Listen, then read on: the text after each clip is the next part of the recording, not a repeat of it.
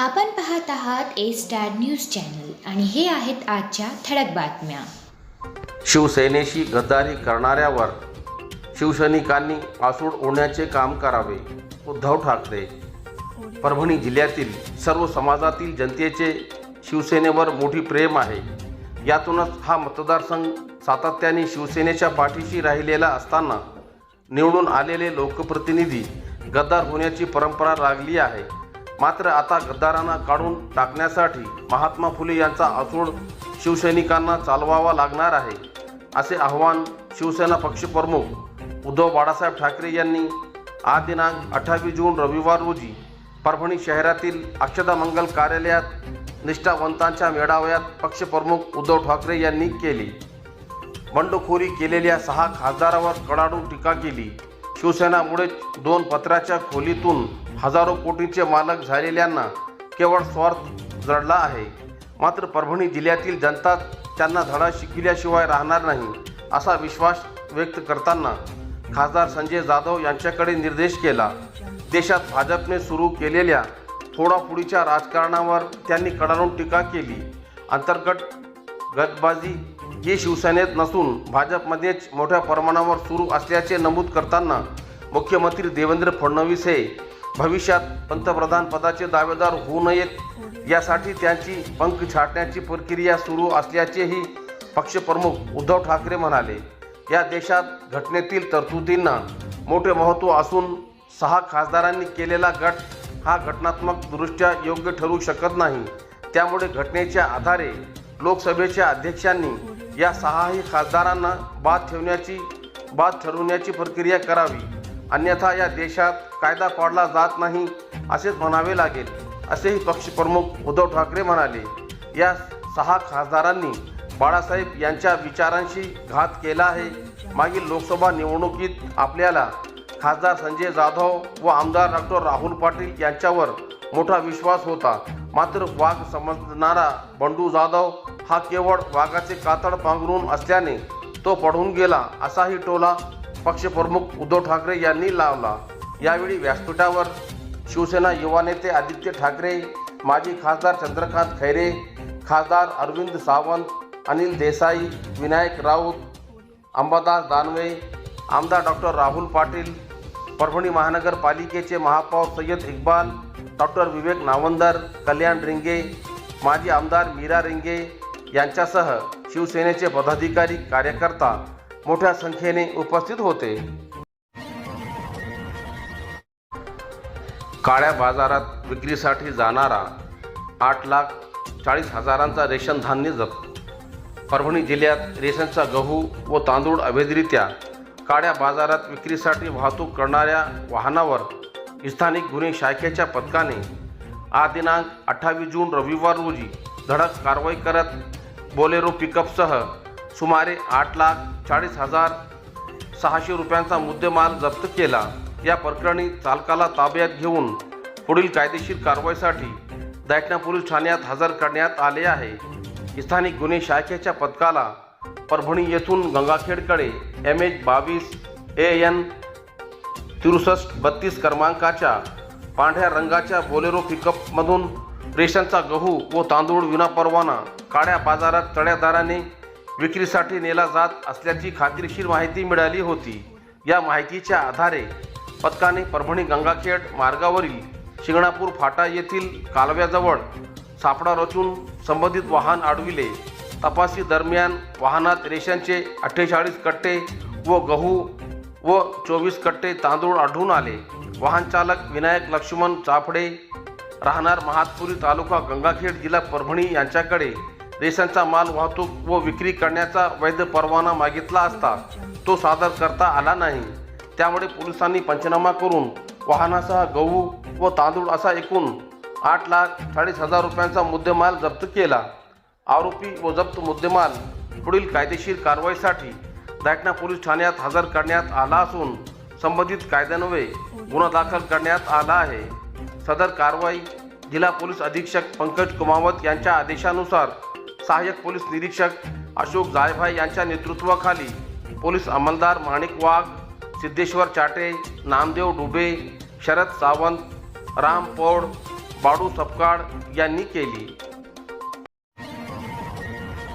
सेलू उपजिल्हा रुग्णालयात राष्ट्रीय पल्स पोलिओ मोहिमेचा शुभारंभ।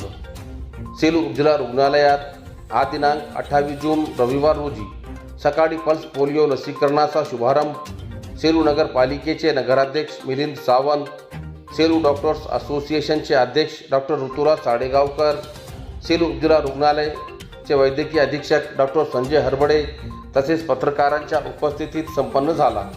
यावेळी पत्रकार दिलीप डासाळकर, डॉक्टर विलास मोरे, संजय मुंडे, अब्रार बेग, रामकिशन कटारे, दीपक जडे, जावेद कुरेशी, पिंटू भैया ठाकूर यांच्यासह आदींची उपस्थिती होती।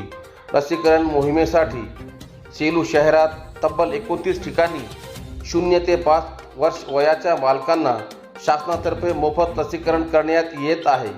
या लसीकरणासाठी सेलू उपजिल्हा रुग्णालयातील 82 कर्मचारी या लसीकरण मोहिमेत सहभागी आहेत। लसीकरण शुभारंभानंतर उपजिल्हा रुग्णालयातील रुग्ण वार्डाची उपस्थित सर्व मान्यवरांनी पाहणी केली।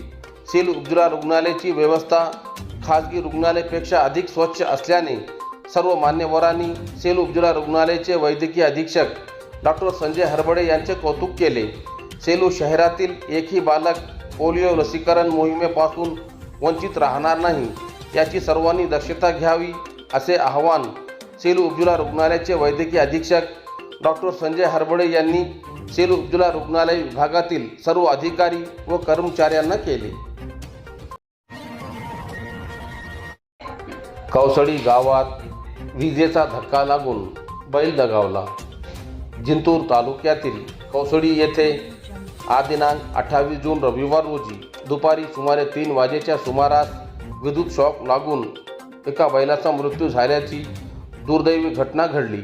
या घटनेत शेतकरी शेख गफार शेख लाल यांचे अंदाजे 60 ते 70 हजार रुपयांचे आर्थिक नुकसान झाले असून शासन व महावितरण कंपनीने तातडीने नुकसान भरपाई द्यावी अशी मागणी होत आहे। शेख गफार शेख लाल हे शेतातील काम आटोपून बैलगाडीसह घरी आले होते।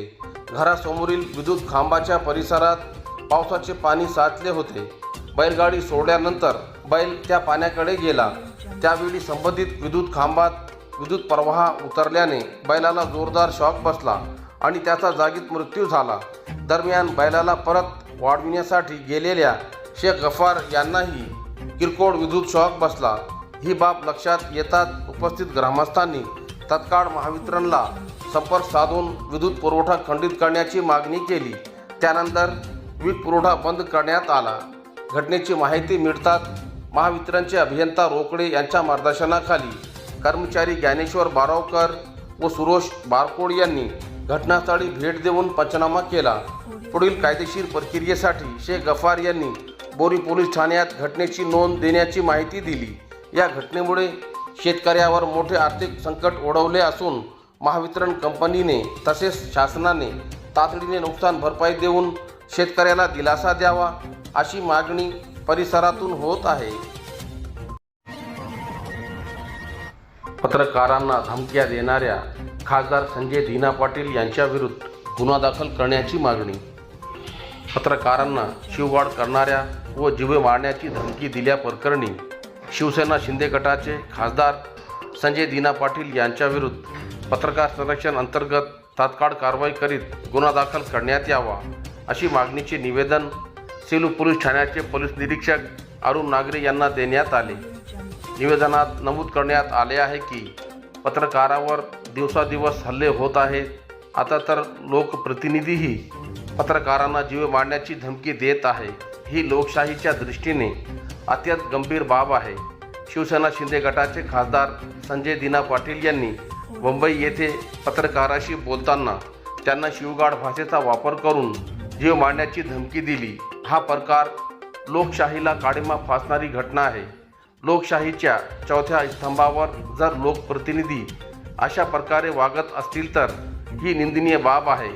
खासदार संजय दीना पाटील यांच्या प्रकारानंतर राज्यभरात पत्रकारांमधून संतप्त प्रतिक्रिया व्यक्त होत आहे। या प्रकरणी सखोल चौकशी करून खासदार संजय दीना पाटील यांच्यावर तात्काळ गुन्हा दाखल करण्यात यावा अशी मागणी करण्यात आली। घडलेल्या घटनांचा जाहीर निषेध करत सेलू तालुका मराठी पत्रकार संघाच्या वतीने सेलू पोलीस निरीक्षक अरुण नागरे यांना दिनांक 27 जून शनिवार रोजी निवेदन देण्यात आले.